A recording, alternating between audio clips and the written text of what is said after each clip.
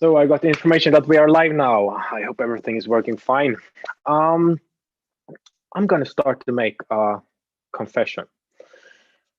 I have been maltreating a child. It doesn't feel good, and I have bad conscience about it. Think for yourself, a little child who wants to do a lot of things in life, experience life, being curious, and I who just push more, push harder. And even when this child has achieved a lot and been successful, I have never been satisfied. And how can someone do like that to a little child? To have higher goals, more and more stress, more and more pressure, without any proper time for recovery or relaxation. But that is exactly what I have done to myself. I have been maltreating the child within me. My name is Emmanuel Nilsson. I'm 30 years old and I'm an entrepreneur.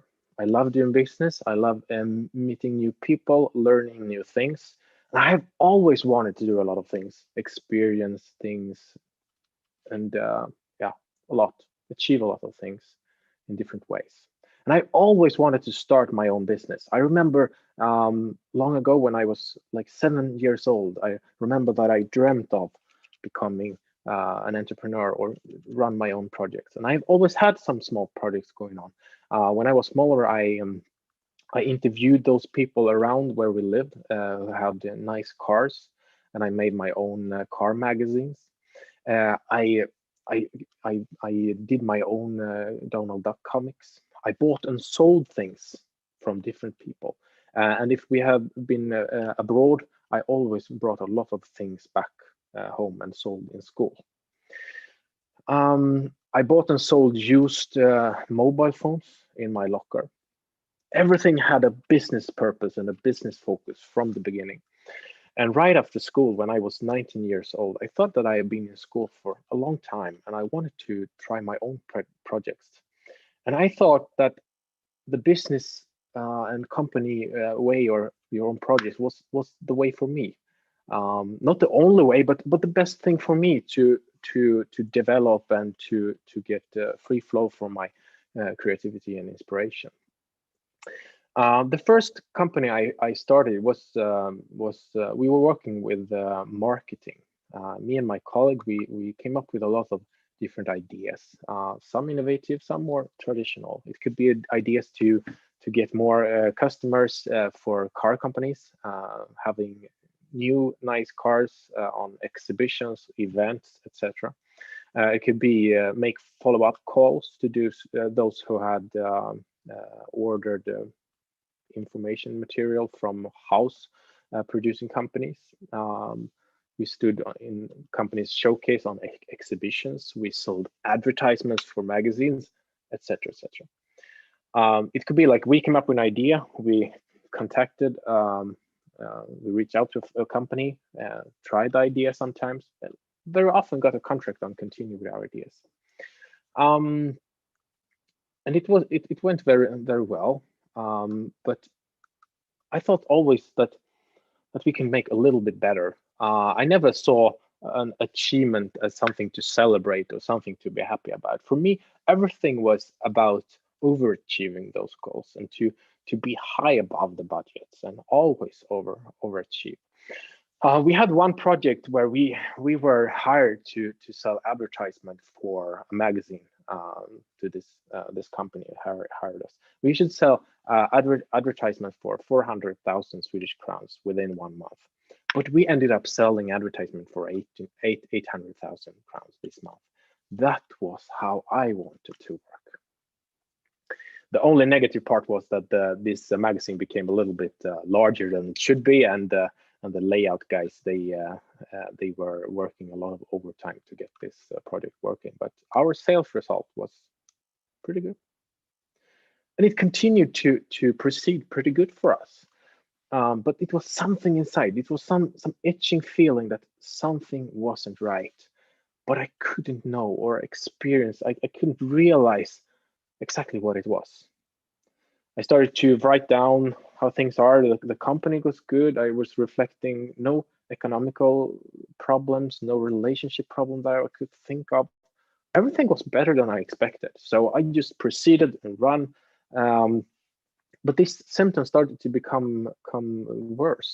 I started to be dizzy in my head. I was rigid in my body. I lost a lot of motivation, but uh, it just continued. I thought that I just came up with whitewashes about my symptoms. Maybe I'm just a little bit dizzy in my head because I'm a little rigid in my shoulders. So maybe everything will be solved if I just go to IKEA and buy this adjustable desk so I can stand up working. Maybe everything will be fine then. So I ran. I hurried. I hurried to IKEA, got the adjustable desk, got back to the office and installed it. And it was very comfortable to stand working. I recommend it, but it was not a solution to my problem. It only suppressed the symptoms temporarily. I went on to focus on my headache. I went on. I took an eye exam. I got a larger computer screen. I went from having this small screen to this large screen on my adjustable desk. I went on. I had a massage every day after work. And that was also amazing, but it was not a solution to my problem. It only suppressed the symptoms temporarily. And after those expensive and fumbling tries to solve my problem, I started to realize maybe I'm a little bit exhausted, maybe I'm a little bit stressed at least. So I started to look forward for the vacation. I thought that that's exactly what I need. So I was off work for some weeks during the summer. But after those weeks, but I didn't feel good during these weeks neither. And after those weeks, I was still into the old patterns. I was dizzy. I was rigid. I was tired. I had a lot of headaches, and I was like unbalanced. But optimistic as I am, I thought that some weeks of vacation need to have made a difference. But I went into the old pattern, as I said, and it became worse and worse until one day that I thought that it's not worth it. It's not worth to go around feeling so bad just because of work. So I threw in the towel and I took 2 more weeks off. Uh, at the same time, I moved back to my parents' place because I was not able to make my own breakfast. I couldn't write a text without getting extremely dizzy in my head. I didn't have the energy to spend time with my own girlfriend. Small things had become very huge challenges for me. But already after those 2 weeks, optimistic as I am, I thought that I could work again. And I started to work both fast and harder than I should. And I got a real backlash. And this was the first point and first time when I realized that this is something I'm not going to solve myself. I need help. So this was the point where I went to the doctor and I got the diagnosis fatigue syndrome. Um, I, the doctor said I should work 25%, but I could almost not work 25% without feeling really, really bad, both in my body and my mind. I met a psychiatrist who explained to me that you get a very small comfort zone when you go through this. And to be able to come back, you need to stretch those limits gradually. And it is going to be a roller coaster to come back. And that is exactly what it has been for me. From being used to always run like a rocket, to not be able to handle the speed of a snail. And how could I be burnt out? I had just been in school and worked just a few years. For me, burnouts, that was just a made up state. It was just for people who didn't want or had the opportunity to work, were not able to work, not for people, driven people that love for you, maybe you love your studies, you love your goal and visions, motivation, ambitions, or whatever it can be. Now my body was completely out of balance. As fast as I tried to think or to make something more complicated or not even complicated, it was like a hand around my neck, and I became dizzy in my whole body. It felt like, and it took a while until that symptom faded away, and instead it came like a hand on my throat, and it became very, very difficult and very hard to breathe. My body was completely out of balance. My energy was completely lost. I had constant anxiety, and you have felt strong or severe um, anxiety. You know that that is not a comfortable state to be in.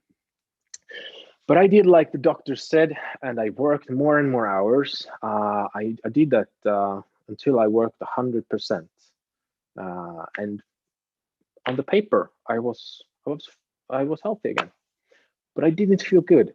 I realized that this is not sustainable. I thought that I felt that I need a complete break where me myself, I can adjust my recovery to really come back.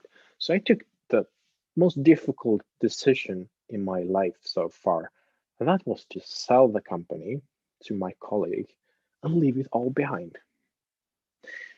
I didn't know anything about what I was going to do next, but I just realized that I need to focus on my own health this time to be able to come back somewhere, sometime in the future.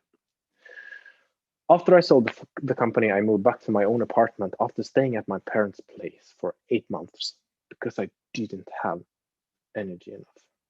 And I just took it easy. I just relaxed, and I really got time to think and reflect on my life and our society. And I realized a lot of things, a lot of things. And I had the opportunity to sell the company, and I had the opportunity to move back to my parents' place, even if it was, yeah, didn't feel so good back then, but I really needed it. And I want to direct a lot of respect for those people in our society today that go through what I did or something else difficult without any support from their surrounding, because that can be really horrible. But now I was in a situation where I didn't know what would happen next.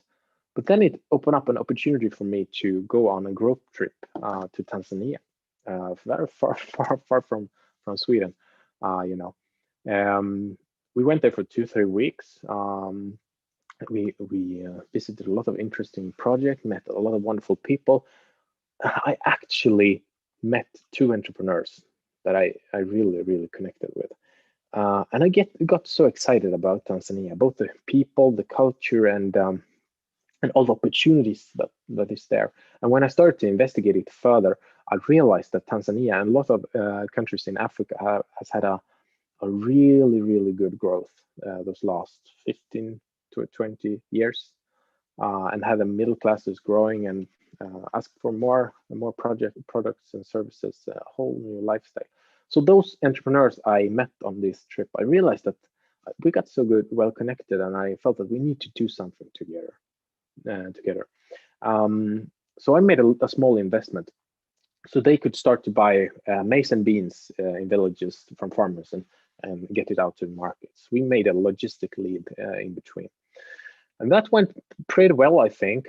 So I going. I went to Tanzania the year after, met other entrepreneurs, discussed new ideas that led us to start a building hardware shop. The year after, we bought a small company who deal with motorcycle spare parts. We started to cultivate watermelons and some other projects. So this is it's a little business opportunity with different people involved. And this has been a good deal for me, both economically, but mostly emotionally, I could say, because has been a good opportunity and a good income for my business partners. And it has been a very good opportunities for those people we had created completely new employments, new jobs for. And that is what I like, that it should benefit all people involved. So it can be a long-term thing and something very successful or very good for the society in the long run. Just a small disclaimer, I actually have a lot of problems in Tanzania right now. So I maybe need to rewrite this passage, and maybe this will not end as successful and as happy as I hoped, because yeah, if someone of you thinking of investing out abroad or in Tanzania or a different context, call me first, and I can tell you what can happen, even among people you really believe you can trust. Yeah, so call me. Disclaimer. So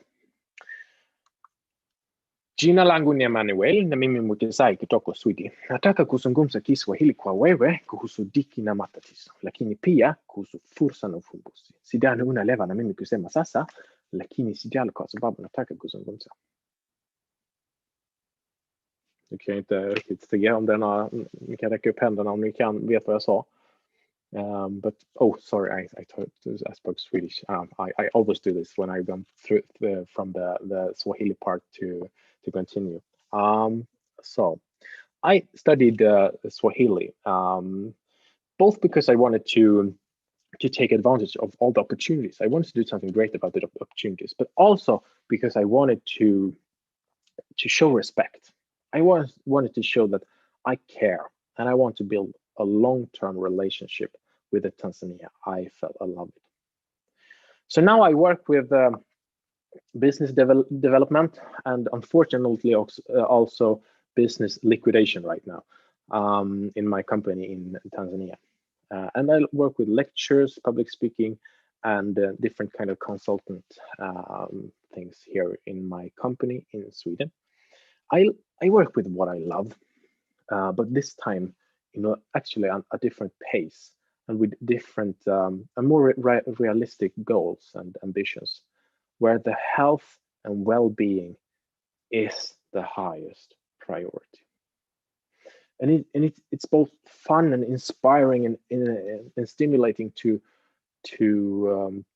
see take risks and see the projects working. But I realized that there is a lot of risks that doesn't have to do with money, both as an entrepreneur, employee, or student, or whatever you do, that you start to stress too much. And the things that once were very inspirational for you, motivating, and very, very positive for you, go over to do you harm and to be very difficult and not so inspiring and more demanding to you. And it can be very difficult to see when that change is happening, actually. And I have always, since I was very small, I've always had this mental image that everything is possible. Everything is possible, or very, very much is possible. I was actually that kind of child. I printed out on our computer small papers where it said everything is possible in Swedish, and I put it on the inside of my parents' wardrobes so they should see it every morning, because I didn't think they had realized that and had that mental image in the way I had in that low age. And I love that mental focus and this mentality that almost very much is possible. But I needed to add something after this experience. But that doesn't mean that everything is necessarily worth doing just because it's possible. And I've thought a lot about that the last years or so. With chances, risks, opportunities, and challenges. And my conclusion is that there are actually a lot of risks in not taking any risks as well. Think for yourself, a cliff, the upper picture on my screen there, or another challenge in your life that you need to overcome. Then you need to take a proper run up to be able to come over or take on your challenge.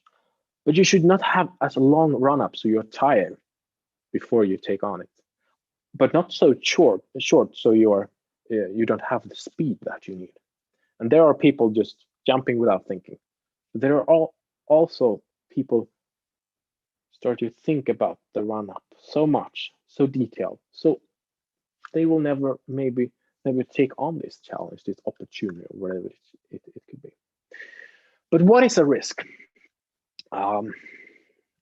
According to Wikipedia, at least, a risk is the harmful consequences of future action or happening.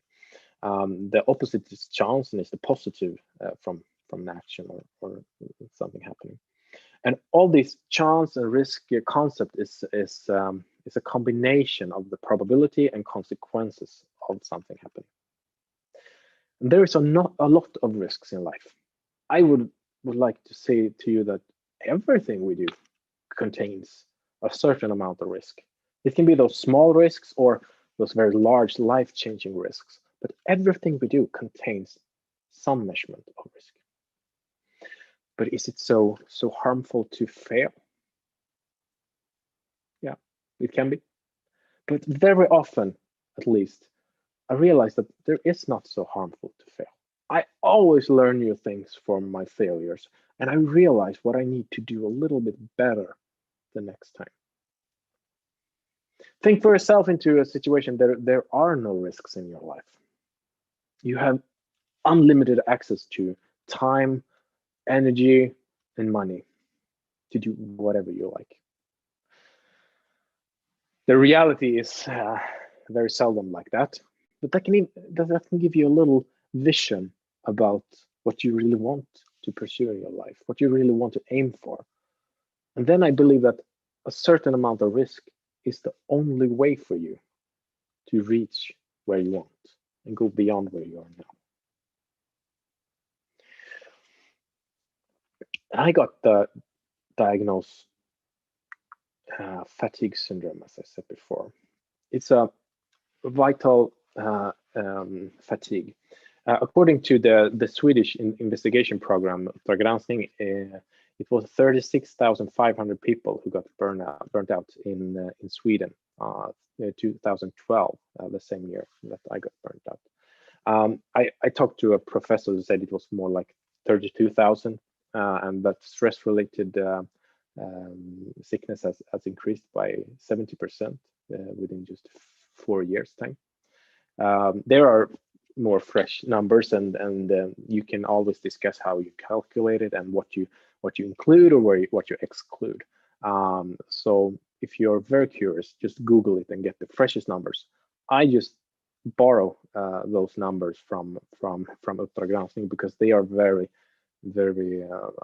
easy to calculate on and gives a sense of the problem. So it's 100 people per day in small Sweden.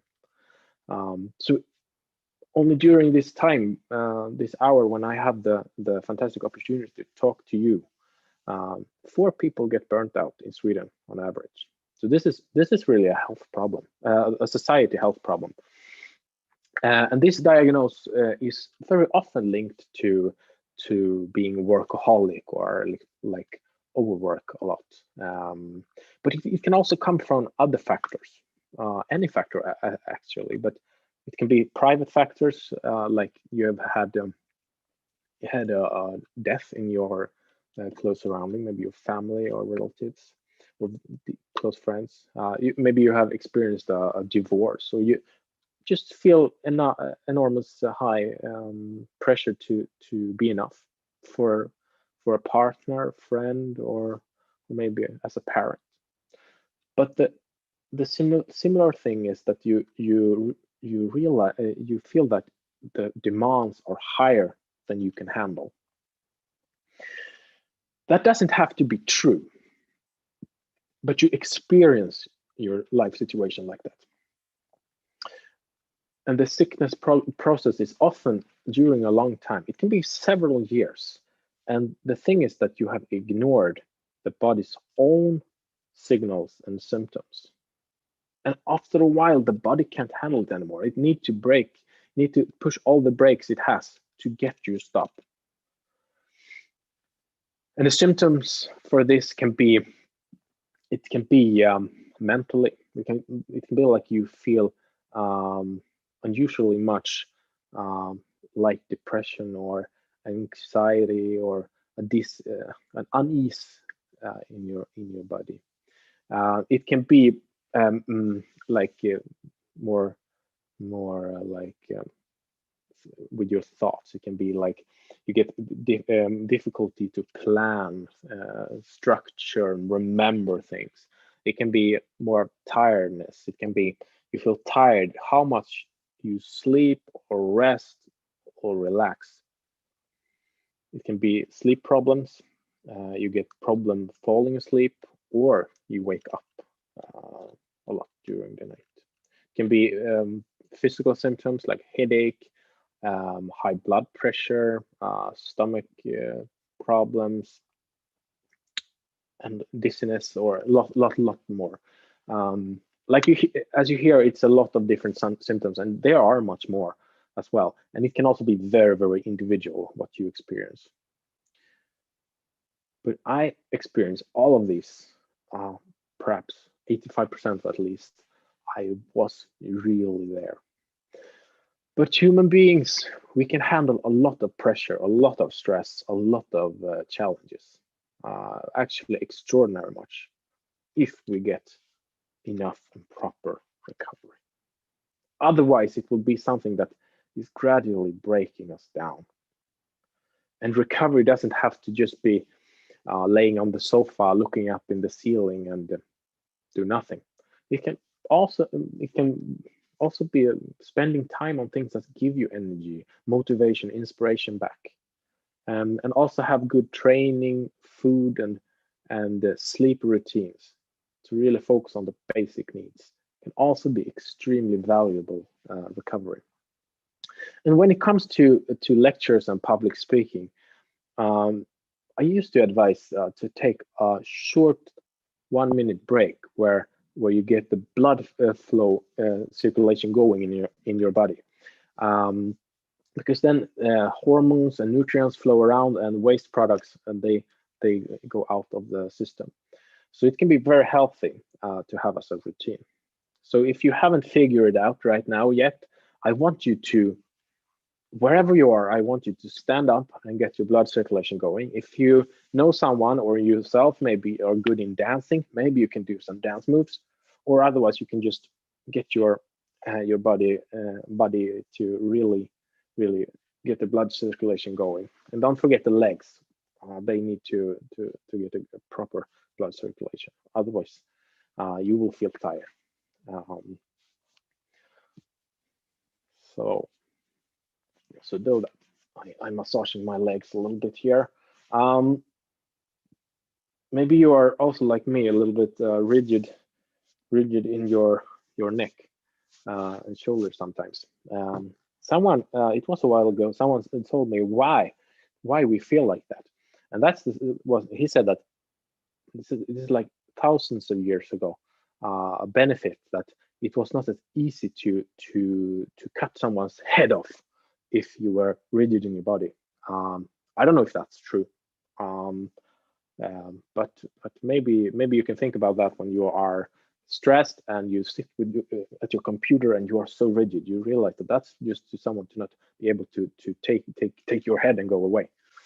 So that's quite irrational, actually. If it's true, I don't know. Just use it for remembering technique, maybe.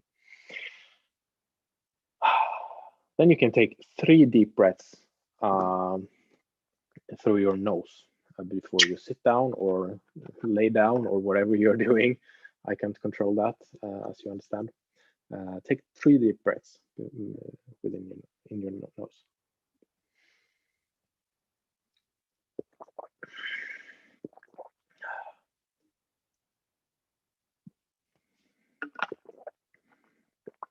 I hope it feels fine. And it's for your sake. So if you still sit or lay down, I don't care, because it's for your benefit. It's for your benefit. So the first thing from my insights, I tried a lot of things, and I thought that most things didn't work, but then I came up with 4 areas that I realized that made a lot of impact on me. And I realized when I talk to people that these areas could make impact on their life too. Maybe you are not so in this have these large problems that I had, so maybe you don't need to think about all 4. Maybe you are able to do some of them already better than I was at that time. But the first thing I want to talk about is healthy egoism. It's a kind of egoism where healthy egoism is like you're egoistic in a way that you know that is the best thing both for you and for your surrounding. It's like in the airplanes, this info video or info brochure where they tell you that if something happens, put on your own oxygen mask first to be able to help the ones beside you and around you. This is all about taking yourself into safety, security to be able to help others. We're going to take a cat as an example. Oh, cutie.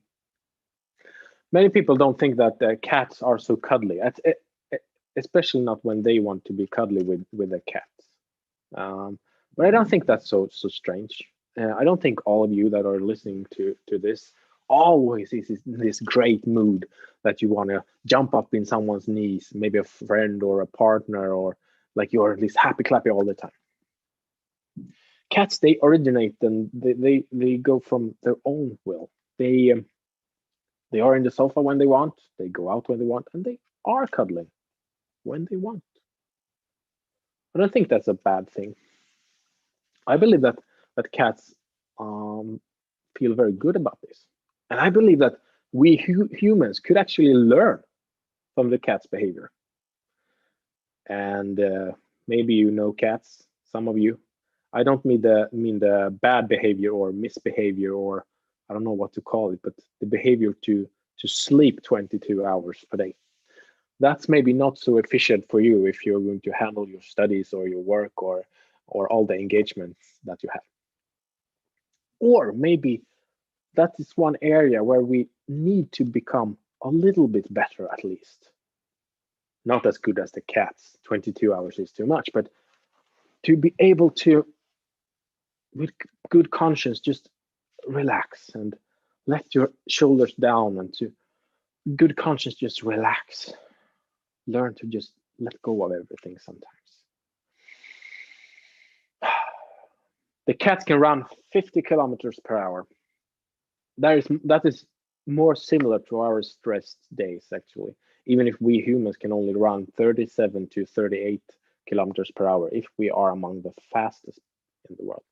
But we are very good in your life to run around with a very fast and high breathing, and the heart rate very, very high. Like if life were a complete emergency situation all the time. And I have started to be really, really egoistic when it comes to my health, my time, and my relationships. And that has made that I'm more present when I meet people. I'm more there. Instead of me being there physically, but my thoughts are somewhere else because I'm too stressed or too fatigued or too exhausted. No one feels better about that. The quality of your presence is very important. The second thing I want to talk to you about today is priorities, or 80-20 rule, the Pareto principle. That's an empirical rule that means that 20% of the causes can very often create 80% of the effect. This is it was the Italian Vilfredo Pareto that during the 19th century experienced that 20% of the population owned 80% of the assets. He also saw in his garden that 20% of what he planted gave 80% of the harvest. We can see that, and since then this has been possible to generalize and apply to a lot of different areas. Actually, we can see that in our own life. Sometimes it can be enough with 20% of the time or the energy on a task to reach up to 80% of the results. 20% of the salespeople on a company can pretty often actually stand for 80% of the sales. 20% of the customers can stand for 80% of the complaints, or another 20% group of the customers can stand for 80% of the income. 20% of the people in a group can stand for 80% of the problems that you experience in this group. 20% of your problems can stand for 80% of your anxiety and your rehashing, etc., etc. We're going to take an example with a golf club. On this small golf club, there are a little green field where there are 100 balls every day hit out on this field. Your task is to collect all these balls every day. It takes approximately 1 hour to do that. But the interesting thing is it takes 12 minutes to collect the 81st balls. It takes additionally 48 minutes to find and collect the last 20 balls. So why don't you stop after 12 minutes and come back the day after when there are 100 new balls hit out on the field? What I'm trying to say, and my point is not that we are going to be careless or not doing things properly or fully, but some things are actually, or some areas in your life, some particular projects or whatever it can be, may be inefficient to do 100%.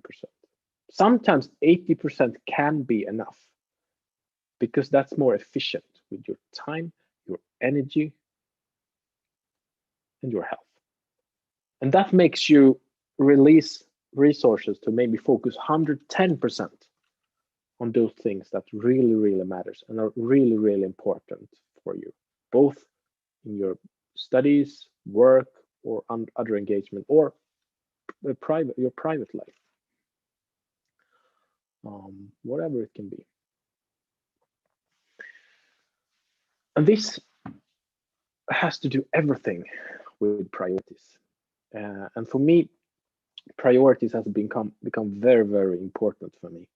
And especially during my recovery, when I was just able to work a few hours a day, then it was very important for me what I did during those hours. And it became very clear to me what priorities is all about. It was very concrete for me then. And I can also see on my business life that it has very often been a few customers that has stood for the larger part of my anxiety, my worries, and taken most of my energy, but only stood for a very small portion of the results. I can also see the opposite, that it was a group of few customers that stood for a very large portion of the results and were very, very smooth to work with. And when I think about this and all other situations in my life and people I meet and coach and help, I realize how important it is to learn to say no. Because what happens when we say no to something? We always open up the opportunities to say yes to something else that can be much better. We open up for that opportunity at least. It can be to focus on something that you already have within your priorities, or prioritize something completely new, or just to get more time for recovery, but most of us needs more of. So when we say no to one thing, we automatically say yes to something else. And with that said, the decisions are made. You should not go and rehash and to think about it too much. Then you start to, as I said, rehash and feel bad. And this doesn't have to do so much with doing things fast or doing as much as we can. Not in the first place, at least. The most important thing is to realize what's the most important things for you first, and before you start to do a lot of things fast. Because you need to get your priorities right. What is the most important things for you, both work, studies, and private? Think for yourself what effect it can have in your life if you applied the 80-20 rule, the Pareto principle, on some areas in your life. And it doesn't matter if it's 80-20 or maybe 90-10 or 70-30 if it may.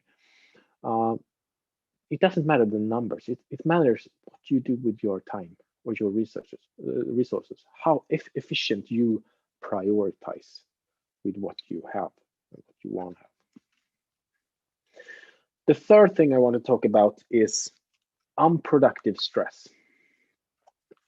Unproductive stress is do I call the stress that's when we feel when we are unproductively stressed, we feel very productive. But the fact is that we very often are careless and making rushed decisions, and sometimes we maybe do more harm than good. But it has become like that in our society that we should always have a lot to do, always be reachable, and preferably be on the limit to what we can handle. But to just go around in life and achieve a lot of things, what does all our achievements matter if we are never able to stop by and enjoy the journey at the same time?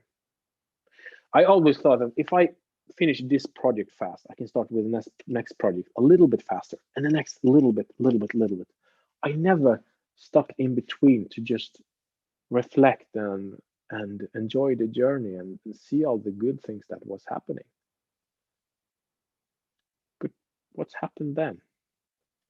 We just achieve through life that this dots on your to-do list, or this projects, or this goals, or these visions, and these things, and then you just proceed achieving through life. And what does that matter if you're not able to enjoy the journey at the same time? There are a lot of wonderful things we can stress for and aim for. I don't say that's a bad thing, but we need to learn to stop and to just take a step back, relax, analyze, and reflect. Both so we achieve better, but also so we feel better and enjoy the journey. Because when you are unproductively stressed, you are not even present in the moment. You're just on the next thing and the next thing and the next thing all the time. And I don't think you want to look back on your life and realize that you were not present enough. Because I realize you are there somewhere physically. You are there at your computer or your phone or whatever you are doing, and wherever you are there physically. But are you there even mentally? Are you in this session, this lecture, even mentally? Or are you thinking about this email that you opened up recently? Maybe before I started talking, or maybe during I was talking, or this discussion you have with someone on social media, or this deadline that is very, very tight from the beginning, or this call you are going to make after I'm finished. Or are you here with me, even mentally? I don't think you want to look back on your life and realize that you stress too much, or put time on wrong things, meaningless things maybe. I don't think you're going to regret the achievements that you have made and that you are going to make in your life. But I realize that I believe that there is a risk that we will regret all the negative that we allowed, very often unnecessarily as well.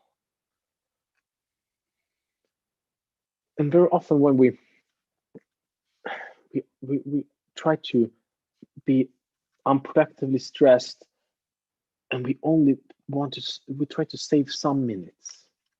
Maybe there is someone more than me that try to optimize everything to get a little bit more, but we only save 1 minute there, 1 minute there, maybe 3 minutes there. But we get that time back with a red light or a queue or whatever we are doing. And what are we doing then? Yes, we sit in that queue or stand in that queue, relax and focus on our breathing. That's what most people do, right? No, we don't do that. We get frustrated. We get like, we get up to a very high level of frustration in our bodies. But that's nothing we can actually change. The only thing you can change is your mentality, your interpretation of that situation. You can easily learn to see those situations like energy kicks, like recovery instead of frustration, and drain of energy, then you don't get stressed. You can stand in that queue looking around and realize that you are not getting stressed, and lose a lot of energy for a very unnecessary reason. And I realized in my own life, instead of just being unproductively stressed, I need to focus on those things that are most important. Because if I focus on those things that are most important, I get those things done. And at the same time, I have energy left to handle all those fires in your to-do list that come up all the time, no matter how careful we plan. But positive stress, I don't think positive stress is something bad. I hope every one of you have experienced when you get all those resources that you need to handle a challenge or a challenging situation or whatever it can be. But I don't think it's good to put yourself in that mode without recovering between. I actually don't think we should do anything if we don't get at least proper recovery according to what we are doing. Not because what we are doing needs to be something harmful or something bad at all, but it's so easy that this unproductive negative stress switch over, this positive stress goes over to negative unproductive stress without you and me even noticing that happen. And I have always used stress as a tool in my life. I walked fast, I ate fast, I went to the toilet as fast as I could. I skipped breaks and days off, time off, just to be able to do a little bit more, a little bit more. I actually don't know when my positive, inspired stress just switched over to unproductive, negative stress. But what I know is that I think clearer, I make better decisions, and I feel so much better when I don't stress around all the time. I have found a productive calmness. Now I try to make everything a little bit calmer, a little bit more relaxed, because I realize that I get a better result from that. And as an effect, I'm better in prioritizing at the same time when I'm calmer. So my experience is not that we are going to be less productive or be some kind of lazy people just because we take it a little bit calmer. I realized that we can get the best of two worlds. I'm completely convinced that you can achieve what you want to achieve, and at the same time focus on your well-being and your health. I'm so convinced that you need to focus on your well-being and health to be able to achieve what you want to achieve, and at the same time enjoy the journey. That is something I really recommend because that's worth a lot, actually.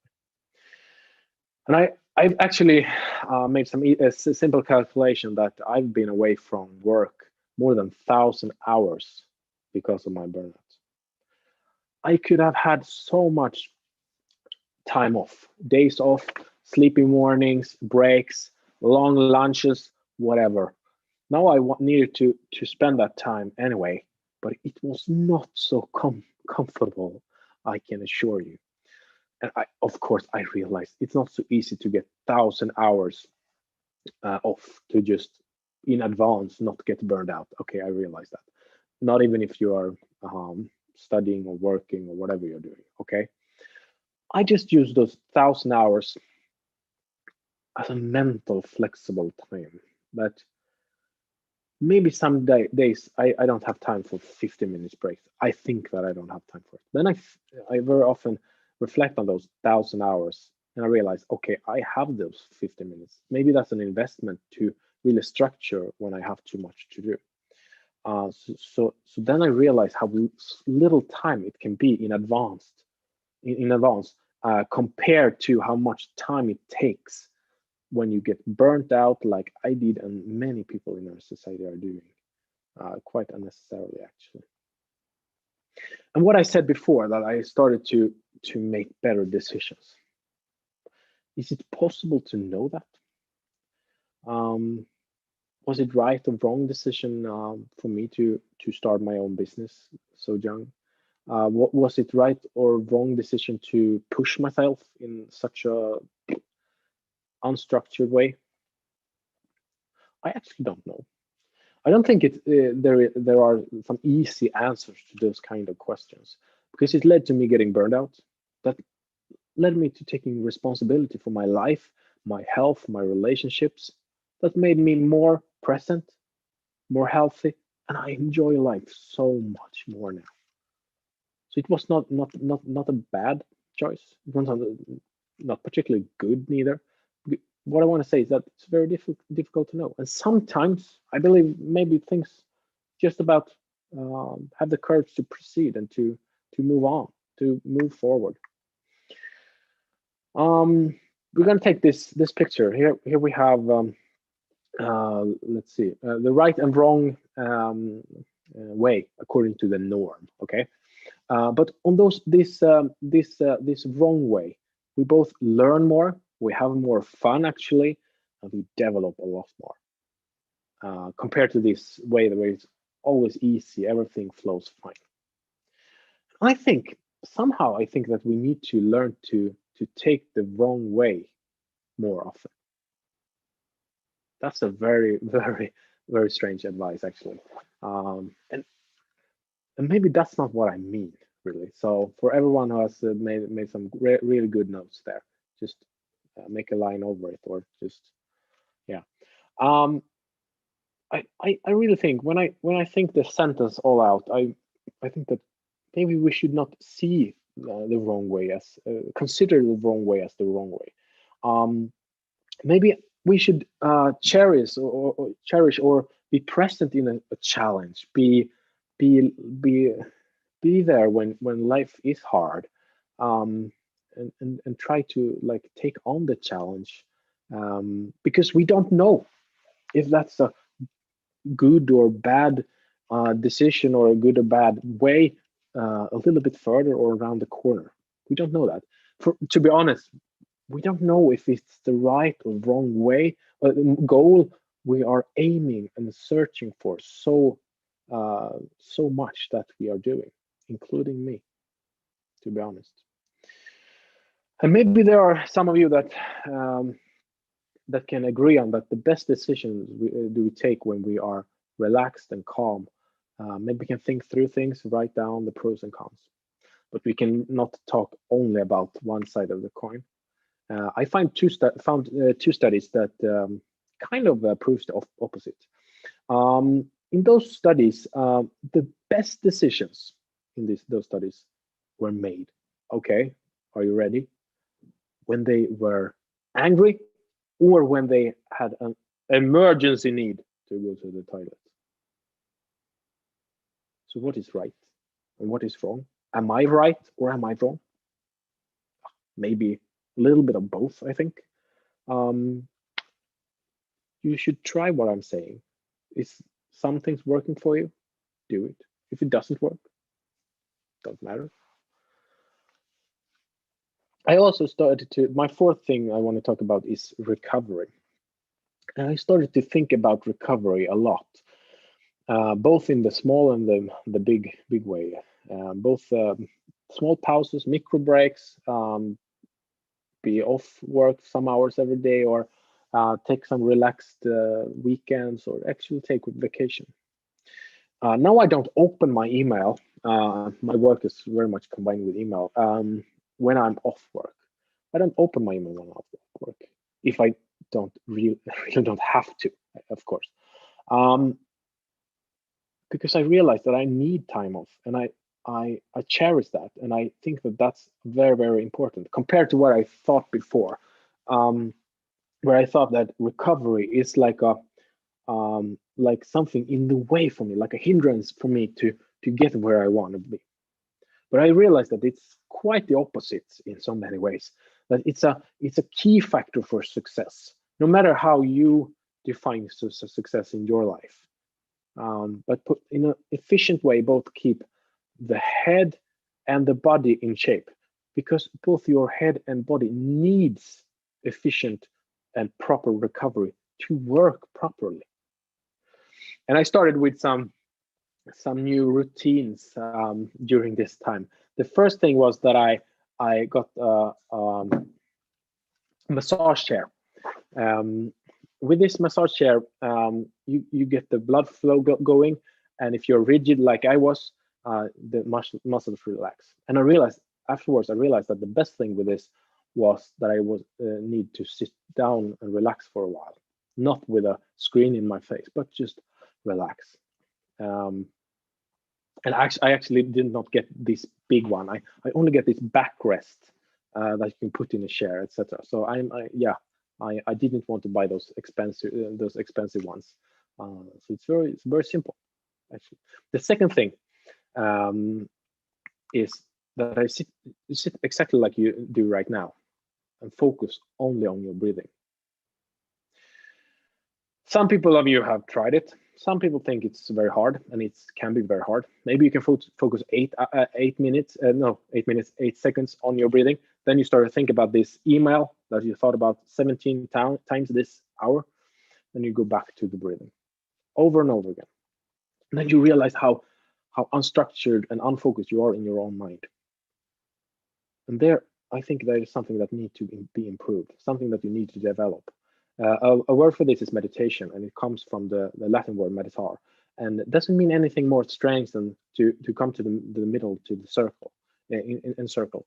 And it means to be present in the moment, to be here and now. And when you do that, you should focus on breathing with your nose as much as possible, like we did during the small break. When you breathe with your nose, you prepare the air to the lungs. It gets moistened, it gets warmed up, and bacteria are killed from nitrogen oxide. I think that's the right term. I'm sorry if it's not. It's also, when you breathe with your nose, it's easier for the body to keep the air inside of you, because it's not good to breathe out too much carbon dioxide neither, because that can lead to headaches, rigidness in the body, etc. And when you breathe with your nose, the well-being hormone oxytocin is flowing in around the body, so it can be very healthy to have as a routine. So all in all, to summarize the nose breathing, it gives you better sleep, better concentration, and better endurance, compared to when you're all breathing with your mouth all the time. It's inefficient, and you lose unnecessarily much heat and moisture. So that can be a good routine to have. I believe that we have lost our nose breathing in our society. We could at least increase our health a bit if we did that. The next thing, I'm going to rush up. I'm going to maybe go over a few minutes, but I will soon summarize. The third thing was I got a carpet of nails. It was the gift of the year, the Christmas present of the year 2009. There are some people, used to be some hands who have it at home.